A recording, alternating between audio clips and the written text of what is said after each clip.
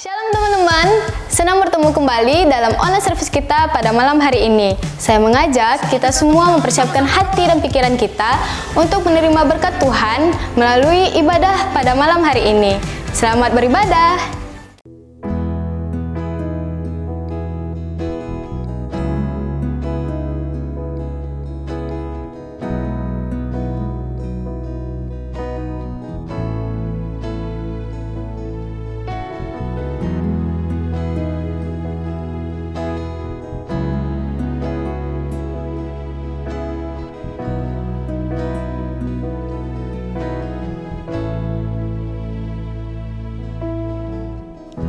Saat ku datang di hadirat-Mu, ku sujud menyembah-Mu.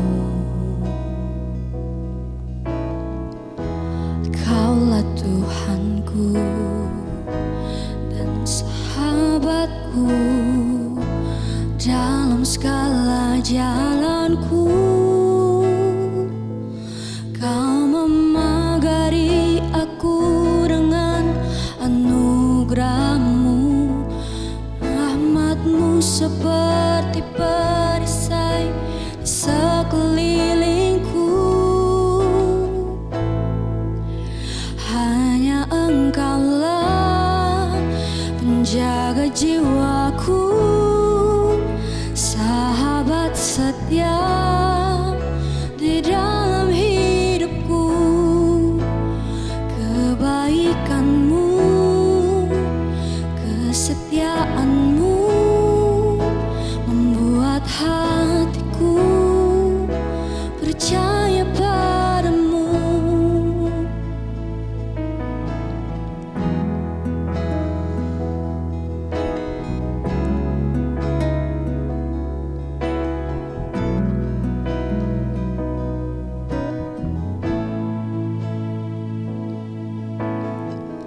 Saat ku datang di hadirat-Mu, ku sujud menyembah-Mu.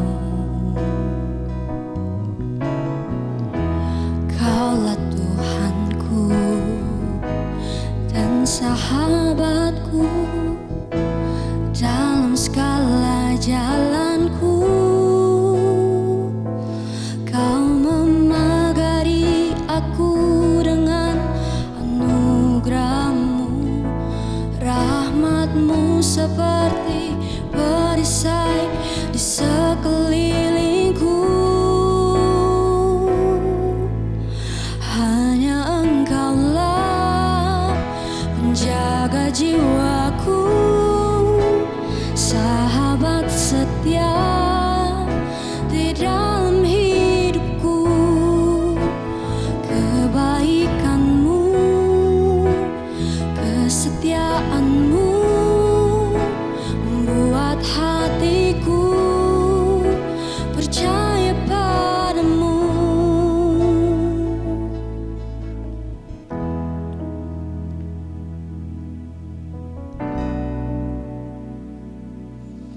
Oh,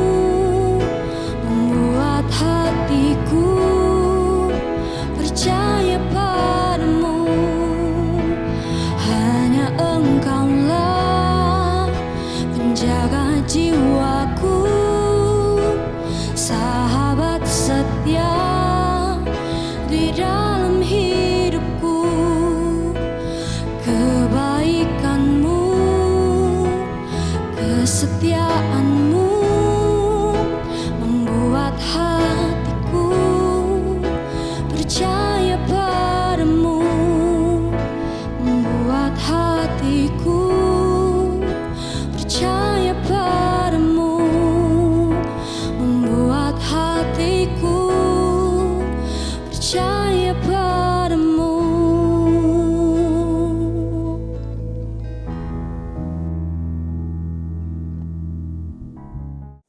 Shalom TYC AFJ Padang, senang banget hari ini bisa ketemu kalian walaupun secara online, tapi saya percaya kuasa Tuhan gak dibatasi oleh jarak, amin. Perkenalkan saya Erwin, saya dari AFJ Medan, salam dari Medan. Saya saat ini melayani sebagai salah satu tim pastoral di dalam tim penggembalaan di AFJ Medan dan saya sudah menikah, dikarunia 2 orang anak, perempuan dan laki-laki. Well, anyway, saya sebenarnya sudah beberapa kali pengen banget main ke Padang, melihat gereja di sana, melihat tempat wisata di sana, dan saya dengar di sana pantainya tuh bagus-bagus ya. Kalau di Medan, ini pantainya ada, tapi saya rasa nggak sebagus di Padang. Ya, dengar-dengar pantai di Padang tuh putih pasirnya, wah pokoknya bagus dah gitu ya. Jadi ya sebagai orang di Medan bisa dibilang mungkin agak iri ya sama pantai-pantai yang ada di Padang sana. Nah ngomong-ngomong tentang iri, hari ini saya mau ngomong sesuatu yang saya beri judul iri hati, jealous. Nah sering dari kita itu mengalami yang namanya iri. Kita pengen bisa apa yang orang lain bisa, atau kita pengen punya apa yang orang lain punya. Betul? Banyak sekali dari kita sering mengalami hal itu. Nah untuk membahas itu, yuk sama-sama saya mau ajak teman-teman semua, kita buka kitab Yakobus yang ketiga, pasal 3 ayat yang ke-14. Yakobus 3 ayat yang ke-14 berkata demikian. Jika kamu menaruh perasaan iri hati dan kamu mementingkan diri sendiri, janganlah kamu memegahkan diri dan janganlah berdusta melawan kebenaran. Perhatikan di situ ada kata iri hati. Jadi di sini Yakobus mengingatkan kita untuk jadi orang itu yang nggak suka iri hati gitu dan mementingkan diri sendiri. Saya nggak akan bahas mementingkan diri sendiri. Saya mau garis bawahi kata iri hati di sini. Seringkali kita tergoda untuk iri hati pada saat kita melihat mungkin teman kita lebih berhasil atau teman kita punya sesuatu yang kita itu nggak bisa punya barang itu. Nah, saya jadi teringat satu perumpamaan yang Tuhan Yesus pernah sampaikan tentang talenta. Jadi ada di Matius yang ke-15 ayat 14 sampai 30. Matius 15 ayat 14 sampai 30. Ini ada perumpamaan tentang talenta. Bahwa di situ ada orang yang menerima 5 talenta, kemudian dia mengusahakannya dan berbuah 5 talenta. Ada yang diberi 2 talenta dan dia mengusahakannya berbuah jadi 2 talenta lagi, dan ada yang diberi 1 talenta tapi nggak diusahakan. Nah, perikop ini seringkali digunakan untuk menggambarkan orang yang tidak mau menggunakan talentanya untuk Tuhan. Nah, malam hari ini saya mau sedikit menambahkan, jadi sedikit memperkaya perikop ini mungkin, bahwa perikop ini sebenarnya nggak hanya bicara tentang masalah talenta aja loh. Nah, apa yang akan kita bicarakan? Yuk, sama-sama kita lihat ya. Jadi, kalau kita melihat respon, kalau tadi kan saya bilang ada yang terima 5 talenta, berbuah 5, kemudian ada yang terima 2 talenta, berbuah 2 lagi. Nah, ada yang terima 1, tetapi yang terima 1 ini dia nggak ngapa-ngapain. Yuk kita masuk di Matius 24, Matius 25 ayat yang ke-24. Dikatakan seperti ini. Kini datanglah juga hamba yang menerima 1 talenta itu dan berkata, Tuan, aku tahu bahwa Tuan adalah manusia yang kejam, yang menuai di tempat di mana Tuan tidak menabur, dan yang memungut dari tempat di mana Tuhan tidak menanam. Dia bilang Tuhan itu kejam karena menuai di tempat di mana Tuhan tidak menabur. Well, orang ini ngerasa Tuhan kejam. Nanti dia bilang Tuhan nggak menabur. Iya nggak menabur karena dia cuma dapat 1. Jadi dia bilang kalau dapat 1 dia nggak ngerasa Tuhan menabur di dia. Sedangkan dia lihat ada orang lain yang dapat 5, ada orang lain yang dapat 2. Sementara dia cuma dapat 1, dia nggak ngerasa Tuhan menabur di dia gitu loh. Jadi ini ternyata tentang iri hati ya, tentang contentment gitu loh. Jadi kalau kita coba masuk ke dalam pikiran dia, mungkin dia akan bilang begini, lu harapin apa dari 1? Kalau dari 5 ya iyalah cengli gitu, fair gitu bisa berbuah. Ya dari 1 bisa berbuah apa gitu loh, gue cuma dapat 1. Nah, mungkin saat ini sering dari kita banyak sekali berpikir seperti itu ya. Gereja kita nggak punya alat tuh yang seperti gereja itu. Coba aja kalau ada fasilitas yang seperti itu, pasti kita bisa begini. Atau saya nggak punya, gereja kita nggak punya orang yang seperti itu, yang bisa ini, bisa itu gitu loh. Coba aja kita punya, pasti kita bisa bikin ini, bisa bikin itu, bisa bikin dan lain sebagainya. Atau saya nggak punya ini sih, coba kalau saya ada gitu. Ya, Tuhan harapin apa sih dari saya yang cuman begini gitu kan. Nah, kita pasti sering begitu. Saya ini nggak bisa, saya ini bisa apa sih? Saya lahir dari keluarga yang seperti ini dan lain sebagainya. Kita sering kali ngomong seperti itu kepada Tuhan, betul? Nah, yuk. Kemudian kita lanjutkan ya. Ayat yang ke-25 berkata begini, karena itu aku takut dan pergi menyembunyikan talenta Tuhan itu di dalam tanah.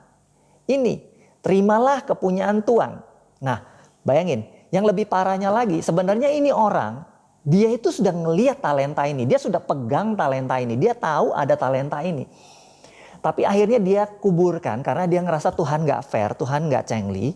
Dia ngerasa Tuhan gak menabur di dia, makanya dia bilang Tuhan gak akan menuai apa-apa dari dia. So dia ambil ini talenta, dia kuburin. Dia udah tahu sebenarnya dia punya talenta ini, tetapi dia ambil keputusan untuk menguburkan itu. Why? Kenapa? Karena dia sudah termakan oleh perasaan iri hati. Ini sesuatu yang jahat. Pesimisme, ya kan? Dia, aduh rasanya kayaknya pesimis gitu. Bisa apa sih dari satu? Bisa apa sih? Nah, ayat yang ke-26. Maka jawab tuannya itu, hai kamu hamba yang jahat dan malas. Jadi kamu sudah tahu bahwa aku menuai di tempat di mana aku tidak menabur dan memungut dari tempat di mana aku tidak menanam. Perhatikan respon Tuhan. Ini jawaban Tuhan kan di ayat yang 26 ini. Bahwa dikatakan ini hamba ini jahat dan malas. Dia jahat dan malas. Tuhan bukan ngomong, hai hambaku yang tidak cemerlang gitu. Hai hambaku yang tidak tokcer. Hai hambaku yang tidak pintar. Dia nggak ngomong gitu. Tetapi hai hambaku yang jahat dan malas. Jadi dari sini kita mau belajar apa? Sebenarnya kalau kita lihat dari ayat ini, sebenarnya kalau kita mau sungguh-sungguh pelajari, saya renungkan begini, Tuhan itu tidak mencari akumulasi hasil akhirnya. Perhatikan ya, yang Tuhan cari itu bukan akumulasi hasil akhirnya. Namun yang Tuhan cari itu apa? Yang pertama, contentment, perasaan penuh, perasaan tidak iri hati. Tuhan itu gini, mengapa di dalam perumpamaan ini Tuhan kasih 3 orang? Ada yang terima 5, ada yang terima 2, ada yang terima 1. Kalau hanya mau bicara tentang seseorang yang tidak mau memanfaatkan talentanya, cukup pakai 2 orang aja. Entah mungkin pakai yang 5 atau pakai yang 2, kemudian yang 1. Tapi kenapa Tuhan harus tambahkan 1 orang lagi? Ada 3 orang di situ. Well, saya percaya firman Tuhan ini nggak pernah waste. Dia nggak pernah sembarangan taruh. Ada satu tujuan kenapa Tuhan tambahkan 1 orang lagi dalam perumpamaan itu. Yaitu yang terima 2 talenta ini. Kenapa? Well, saya renungkan kenapa ya. Kok Tuhan tambahkan 1 orang lagi? Ternyata Tuhan itu mau kita belajar jadi orang yang konten. Belajar jadi orang yang penuh. Yang nggak merasa iri. Kalian bayangin ya, teman-teman bayangin. Ini orang yang terima 2. Dia juga ngelihat orang lain yang terima 5. Sebenarnya kalau dia mau iri, dia bisa aja bilang, wah saya juga cuma terima 2. Kenapa orang lain terima 5? Dia bisa iri. Tetapi dia nggak iri. Dia nggak pusingin itu. Dia fokus aja sama apa yang dia terima. 2 yang dia terima, dia usahakan sungguh-sungguh. Dia kerjakan sungguh-sungguh. Jadi dia fokus dengan apa yang dia milikin. Wah, seringkali kita itu terdistract. Kita itu teralihkan dengan apa yang orang lain punya. Betul? Hari-hari ini hati-hati kalau teman-teman suka lihat medsos mungkin Instagram dan lain sebagainya. Bukan saya anti, bukannya nggak boleh sama sekali, tetapi hati-hati. Karena di situ banyak sekali hal-hal yang sebenarnya bisa membuat kita iri hati kalau kita nggak hati-hati. Kenapa? Saya mau kasih tahu teman-teman yang diposting oleh orang di dalam Instagram atau medsos yang lain, itu adalah etalase kehidupan mereka. Apa maksudnya etalase? Etalase itu adalah memang bagian daripada hidup mereka yang memang mereka sediakan, berikan supaya orang lain boleh melihat. Sedangkan bagian-bagian yang lain, mungkin yang bagian-bagian yang sudah di-cut, bagian yang sudah diedit dan lain sebagainya, itu mereka nggak mau orang lain melihat itu. So kalau kita cuma melihat yang namanya etalase, hal-hal yang baik aja, hal-hal yang bagus aja, dan kemudian kita membandingkannya dengan hidup kita yang biasa aja, sederhana banget gitu, dibandingkan dengan mereka yang wow gitu kan, jalan-jalan, makan yang enak-enak dan lain sebagainya, punya barang ini, barang itu yang bagus-bagus, unboxing ini, unboxing itu gitu. Sementara kita udah lama kita nggak unboxing apa-apa gitu ya. Nah, hal-hal seperti ini cenderung bisa menimbulkan perasaan iri hati kalau kita nggak hati-hati. Susah mau ingetin anak-anak muda ya, teman-teman, kita mesti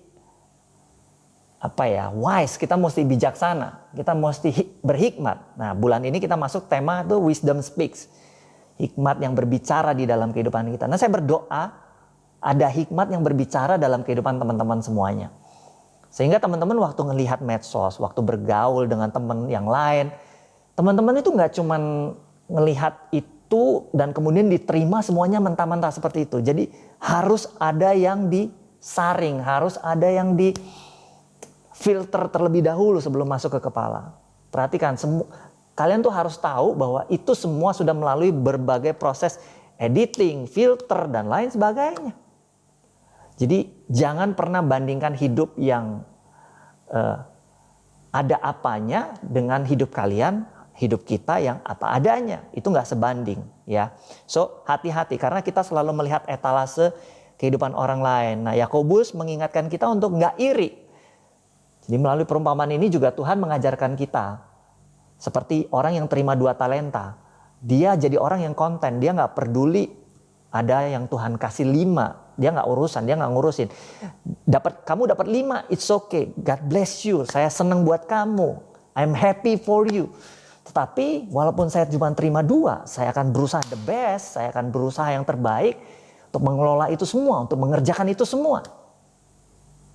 Saya berdoa semangat seperti ini, perasaan seperti ini yang ada di tengah-tengah teman-teman semuanya. Dan yang kedua, kalau tadi yang pertama kan yang Tuhan cari itu bukan akumulasi hasil akhirnya, tapi yang pertama apa? Contentment, perasaan tidak iri. Kemudian yang kedua, semangat untuk berjuang. Semangat untuk berjuang. Nih, perhatikan, kita baca ayat yang ke-20 sampai ayat yang ke-23 ya. Ayat yang ke-20, hamba yang menerima 5 talenta itu datang dan ia membawa laba 5 talenta. 5 dapat 5, jadi 10. Katanya, Tuhan, 5 talenta Tuhan percayakan kepadaku, lihat aku telah beroleh laba 5 talenta. Perhatikan kata tuannya. Ayat yang 21, maka kata tuannya itu kepadanya, baik sekali perbuatanmu itu, hai hambaku yang baik dan setia, engkau telah setia dalam perkara kecil, aku akan memberikan kepadamu tanggung jawab dalam perkara yang besar. Masuklah dan turutlah dalam kebahagiaan Tuhanmu. Ayat yang ke-22, nih sekarang gantian nih. Lalu datanglah hamba yang menerima 2 talenta. Katanya, Tuhan, 2 talenta Tuhan percayakan kepadaku, lihat aku telah beroleh laba 2 talenta. Nah, respon tuannya di ayat yang ke-23, maka kata tuannya itu kepadanya, baik sekali perbuatanmu itu, hai hambaku yang baik dan setia. Engkau telah setia memikul tanggung jawab dalam perkara yang kecil. Aku akan memberikan kepadamu tanggung jawab dalam perkara yang besar. Masuklah dan turutlah dalam kebahagiaan Tuhanmu. Perhatikan respon dari Tuhan ini. Yang ada di ayat yang ke-21 dan ayat yang ke-23. Responnya ini sama. Baik menanggapi yang 5 talenta beroleh 5 talenta jadi 10. Kemudian dia menanggapi yang 2 talenta beroleh 2 talenta lagi jadi 4. Yang menghasilkan 10 dengan yang menghasilkan 4. Reaksinya sama. Baik sekali perbuatanmu, kamu setia tanggung jawab kecil, diberi tanggung jawab besar. Masuklah dan turutlah dalam kebahagiaan Tuhanmu. Dia gak ngomong sama yang beroleh 2 talenta itu, dia gak ngomong, kok kamu cuma dapat 2? Kok kamu gak tokcer, kok kamu gak pinter seperti yang 5 itu, dia bisa dapat 5. Kok kamu cuma dapat 2 ya? Tuhan gak ngomong seperti itu. Namun reaksinya di ayat yang ke-21 dan ayat yang ke-22 itu sama persis. Ini menandakan bahwa sebenarnya Tuhan itu bukan memperdulikan akumulasi hasil akhir, tetapi semangat berjuangnya. Semangat berjuangnya coy. Semangat berjuangnya bro. Itu yang penting. Bagaimana kita itu mau, yang penting fight dulu. Hasil akhir nanti biar Tuhan yang tentukan. Yang penting kita fight dulu. Jangan belum apa-apa kita udah udah keder dulu gitu. Udah kayaknya udah lemes dulu. Ngelihat orang lebih ini, lebih itu. Kayaknya udah lemes dulu. Ya kan, nggak boleh gitu. Kita mesti fight dulu biar hasil akhir nanti Tuhan yang tentukan. Ya kan sering kali kita ngomong gini, walaupun kayaknya saya nggak sehebat itu, kayaknya saya nggak punya fasilitas ini, kayaknya saya dari keluarga yang nggak berada, kita sering banget kan excuse begitu. Pada saat kita di dalam satu persimpangan, kita mau melangkah ke dalam satu fase mungkin big decision, keputusan besar dalam kehidupan kita. Dan kemudian ada satu challenge di mana di situ kalau kita yuk mau melangkah, kemudian kita kadang-kadang kita tertahan dan kita bisa nggak ya? Kayaknya saya nggak bisa deh. Saya kan bukan dari ini, saya bukan dari background keluarga seperti ini. Jadi berbagai pertanyaan seperti itu seringkali menghalangi kita, membuat kita kayaknya rasanya jadi seperti kayak tadi. Kalau kita tempatkan diri kita dalam orang yang cuma terima 2 talenta tadi, kita bisa ngelihat, saya nggak seperti orang yang terima 5 talenta. Tapi yuk sama-sama kita belajar nih teman-teman. Dari orang yang cuma terima 2 talenta ini, walaupun dia cuma 2 talenta, dia nggak pusing. Dan saya percaya kalau orang yang terima 1 talenta itu, dia punya jiwa yang sama, dia punya semangat yang sama dengan orang yang punya 2 talenta. Dia nggak iri, dia nggak pusing kanan kiri, kemudian dia fight dulu deh. Saya percaya berapapun hasilnya, Tuhan pasti akan berkata dengan respon yang sama seperti di ayat 21 dan 23. Baik sekali perbuatanmu, engkau setiap perkara kecil akan diberikan tanggung jawab besar, masuklah dan turutlah dalam kebahagiaan Tuhanmu. So, teman-teman, saya berdoa biar malam hari ini teman-teman semua bisa belajar sesuatu dari sini. Bahwa ada satu hal yang perlu kita pelajari, ada 2 hal yang perlu kita pelajari, yaitu yang pertama konten. Kita harus jadi orang yang konten, jadi orang yang penuh, gak sibuk, gak kepo, lihat kanan kiri. Kalau kita terlalu sibuk lihat kanan kiri, akhirnya kita gak bisa fokus dengan apa yang ada di depan, yang Tuhan sudah sediakan bagi kita. Ya kan? Kamu sibuk lirik kanan, lirik kiri, ternyata Tuhan sediakan di depan mata. Jadi ingat apa itu? Oke, yang kedua, bahwa kita mesti punya fighting spirit. Fight dulu, semangat dulu, anak muda yuk fight dulu. Jangan jangan putus asa dulu, jangan putus harapan dulu. Kamu harus punya iman yang walaupun, ya kan? Iman yang meskipun gitu. Walaupun saya nggak sehebat si ini, namun saya akan fokus sama rencana Tuhan di dalam kehidupan saya. Walaupun saya bukan dari keluarga yang berada, tapi saya akan maju terus, saya akan fight terus. Walaupun saya bukan dari keluarga yang misalnya keluarga yang bukan keluarga yang tidak broken mesti. Tapi saya akan berjuang terus, saya percaya pemulihan pasti terjadi dalam keluarga saya. Teman-teman, semuanya kita harus punya iman yang seperti itu. Semangat yang seperti itu. Yang walaupun. Nah, saya berdoa, ini yang jadi semangat kita bersama pada malam hari ini. Nah, malam hari ini saya mau challenge teman-teman semuanya. Mungkin teman-teman selama ini pernah mengalami hal-hal seperti ini. Come on, malam hari ini kalau teman-teman dengar message ini, Tuhan sedang berbicara untuk kamu kembali bangkit. Kamu kembali semangat. Kamu kembali fokus dengan apa yang sudah Tuhan sediakan. Walaupun sedikit, walaupun 1, gak apa-apa. Fokus, setia sama yang kecil. Pasti nanti Tuhan kasih yang besar. Setia. Dalam nama Tuhan Yesus. Dan saya berdoa, teman-teman juga punya fighting spirit. Jangan nyerah. Amin. Oke, Firman Tuhan pada malam hari ini nggak panjang, singkat. Dan saya berdoa firman Tuhan yang singkat ini bisa memberkati teman-teman semuanya. Tuhan Yesus memberkati. Saya mau ajak kita semua berdoa dulu. Yuk sama-sama kita berdoa.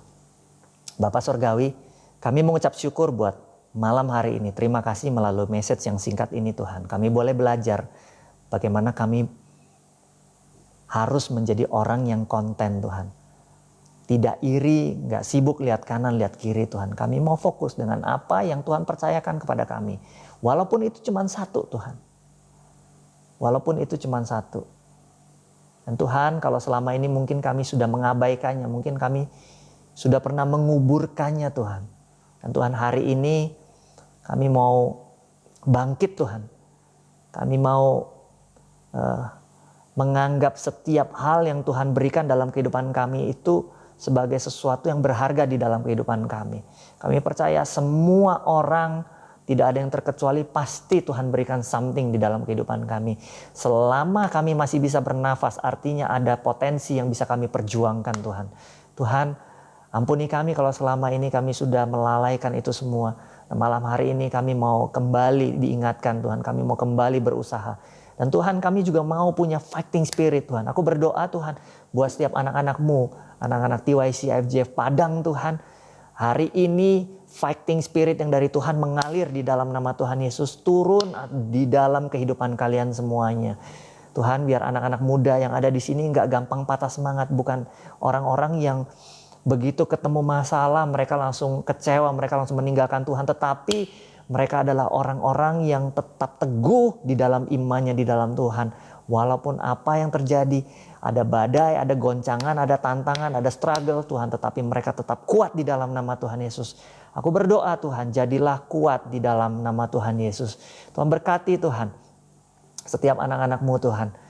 Dan aku berdoa buat studi mereka, buat sekolah mereka. Walaupun mereka saat ini school from home, belajar dari rumah Tuhan, hikmat-Mu mengalir di dalam kehidupan mereka, boleh mengatur waktu mereka belajar, waktu mereka refreshing dan lain sebagainya. Sehingga mereka bisa memanage semuanya dengan baik. Dan jadikan mereka orang-orang yang berprestasi Tuhan. Karena kami tahu awal mula pengetahuan adalah takut akan Tuhan. Terima kasih Tuhan, terima kasih. Di dalam nama Tuhan Yesus kami sudah berdoa dan mengucap syukur. Thank you IFJ Padang, God bless you and happy Saturday. Terima kasih kepada Pastor Erwin telah melayani di IFJF TYC Padang. Saya percaya teman-teman juga diberkati melalui firman Tuhan pada malam hari ini. Saya menyambut teman-teman yang baru pertama kali bergabung dalam online service kita dan berharap teman-teman dapat mengikuti online service berikutnya. Berikut beberapa pengumuman yang akan saya sampaikan. Yang pertama, online service TYC akan tetap diadakan minggu depan hari Sabtu jam 7 malam hanya di channel YouTube IFJF College Padang. Yang kedua, iCare tetap diadakan secara online. Bagi teman-teman yang belum bergabung dapat menghubungi iCare Leader TYC kita. Dan yang terakhir, ibadah Super Sunday akan tetap diadakan besok hari Minggu jam 9 pagi hanya di channel YouTube IFJF Padang. Sekian pengumuman dari saya. See you next week and God bless you. Tanganmu takkan ku takut, kau besertaku. Ku bersandar pada firman-Mu.